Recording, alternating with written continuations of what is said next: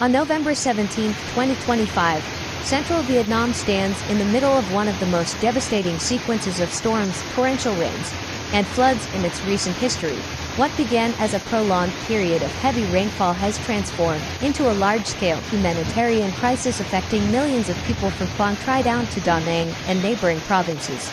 The consequences, already severe, continue to evolve as rivers rise, hills collapse, and rescue teams race against time. Over the past days, waves of torrential rainfall have battered the region continuously.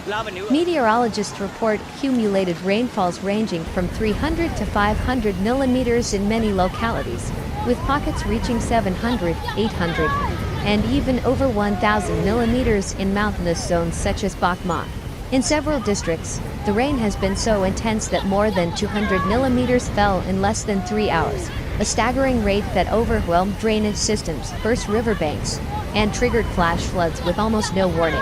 As the ground became saturated, the stability of hillsides deteriorated rapidly. Entire slopes softened under the relentless downpour, setting off landslides that tore through forests, cut through roads, and buried sections of rural villages. In early morning landslides sent walls of earth and debris crashing onto the famous Hai Van Pass and sections of National Highway 1. Commuters were stranded, and emergency crews had to form human chains to guide them across patches where the asphalt had collapsed into mud. Quang Tri province has become one of the epicenters of the landslide emergency. More than 50 landslide points have been recorded along key transportation routes alone, with additional smaller collapses occurring along village roads and mountain footpaths. In some areas, roads simply vanished under several meters of earth. In others, enormous boulders rolled downhill, destroying houses or blocking the only access routes to isolated communities. Residents describe hearing deep rumbling noises at night, like distant thunder, only to find new fissures and collapsing slopes the next morning. The flooding is equally catastrophic. Rivers such as the Huan River in Hue and the Vuj Thurbien system in Da Nang have risen to levels far above safety thresholds. Some gauge stations reported water at levels that surpassed critical marks by more than half a meter, flooding entire neighborhoods that had already been inundated earlier in the season. In many streets of Hue, water levels reached between half a meter and 1 meter. People moved around on makeshift rafts, balancing supplies on their heads, while rescue boats maneuvered through what used to be major avenues. In Da Nang, rising waters forced mass evacuations. More than 4,800 households, roughly 15,800 people, had to abandon their homes, often under urgent instructions issued late at night. Loudspeakers mounted on vehicles rolled through neighborhoods announcing immediate evacuation orders, warning residents of dangerous water currents and approaching landslides. Rescue teams knocked on doors, calling for the elderly to be brought out first, then children, and then families with unstable houses near hills. Across the central region, at least 22,000 people, more than 7,200 households, have been evacuated so far. Some were taken to schools and community halls converted into emergency shelters. Others sought refuge with relatives on higher ground. Dozens of villages remain partially cut off, reachable only by boat or through dangerous trekking paths that skirt around broken roads. The death toll continues to rise. Current figures report 37 people killed and 5 more missing, with dozens injured. Many of the fatalities occurred when flash floods crashed into low-lying houses during the night, or when landslides struck workers on rural roads. In one tragic incident, a family attempting to evacuate on motorcycles was swept off a washed-out bridge. Soldiers and volunteers searched the downstream banks for hours, battling strong currents, debris, and thick mud. Infrastructure damage is staggering. Entire stretches of highways are unusable. Bridges have been weakened by the continuous force of floodwaters carrying uprooted trees, rocks, and the remains of agricultural equipment.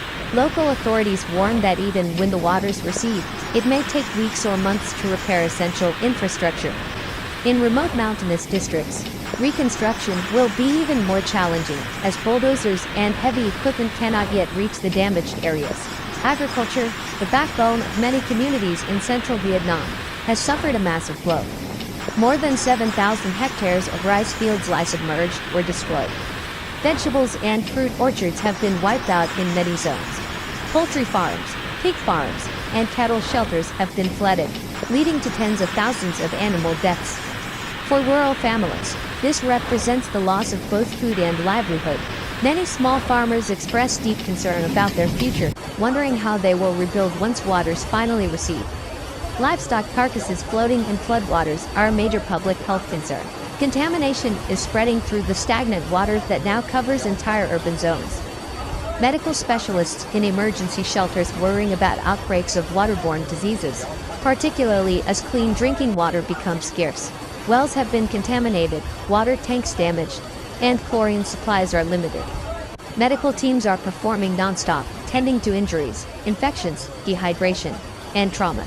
Electricity outages have left parts of Quang Tri and rural Da Nang in darkness. Power lines are down, either torn apart by falling trees or undermined by landslides. Communication networks are unstable. Many villages have no mobile phone signal, making it difficult for them to call for help or receive evacuation notices. Rescue coordinators are forced to dispatch patrols on motorbikes or on foot to check on isolated settlements. Despite all this, life-saving efforts continue with extraordinary coordination and determination. Soldiers from various military units are deployed across the region, clearing debris, constructing temporary shelters, and delivering supplies. They use ropes to cross dangerous water currents, inflatable boats to reach stranded homes, and drones to monitor water levels and landslide risks. Volunteers from youth unions and local organizations join them, helping transport relief materials, rice, instant noodles, drinking water, medicine, blankets. In Da Nang, a dramatic rescue took place near the Bach Ma 3 hydropower reservoir. During the night, rising water levels trapped a group of residents who had attempted to salvage their belongings. Rescuers navigated the dangerous waters, at first using ropes and later using a canoe once the current allowed access. The rescue operation lasted until dawn, with teams working in rotating shifts. Emergency shelters paint a picture of both hardship and hope. Families sleep on mats in crowded classrooms. Children cling to their parents, many still frightened by the noise of collapsing hillsides or the sudden rush of floodwaters. Volunteers distribute warm meals, hot tea, and clothes. Teachers, whose schools now serve as shelters, help comfort displaced families and organize activities for children to maintain a sense of normalcy. Amid the devastation, cultural heritage sites are also suffering.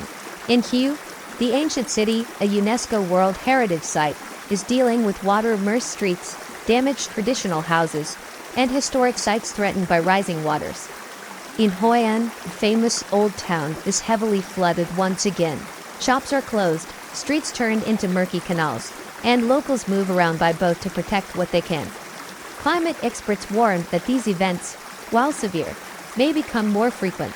They point to patterns of increasingly intense rainfall, prolonged storm seasons, and rapid shifts in atmospheric moisture, trends consistent with ongoing climate change in Southeast Asia.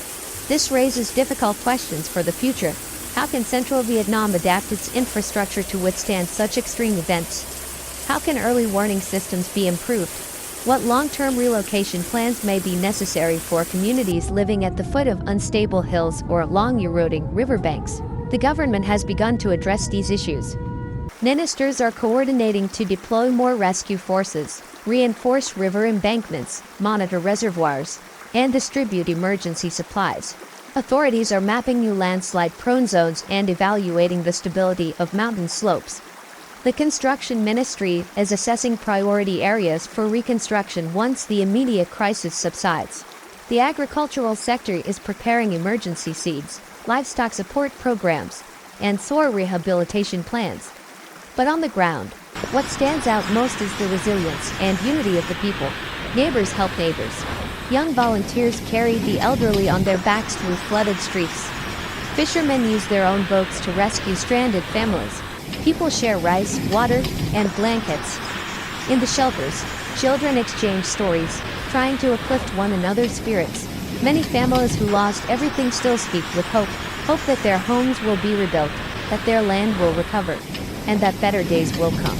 And amid all this, the sound of rain persists, sometimes soft, sometimes heavy, always reminding everyone that the danger is not yet over. More rainfall is predicted in the coming days, with forecasts warning of renewed flooding, further landslides, and rising tides. rescue teams know they must prepare for more emergencies. Communities remain on high alert, listening to weather announcements and evacuation orders. Yet through the uncertainty, something larger emerges, a shared determination to push through this crisis. Central Vietnam has faced storms many times before, and each time, it has risen again. This disaster is one of the harshest in decades, but the courage of the people, the farmers, the fishermen, the city workers, the students, the soldiers, shines brighter than the storm. The people of Central Vietnam are fighting, surviving, and rebuilding, not just their homes, but their sense of safety and community. This is not merely a story of destruction. It is a story of unity, resilience, and unwavering hope in the face of overwhelming adversity.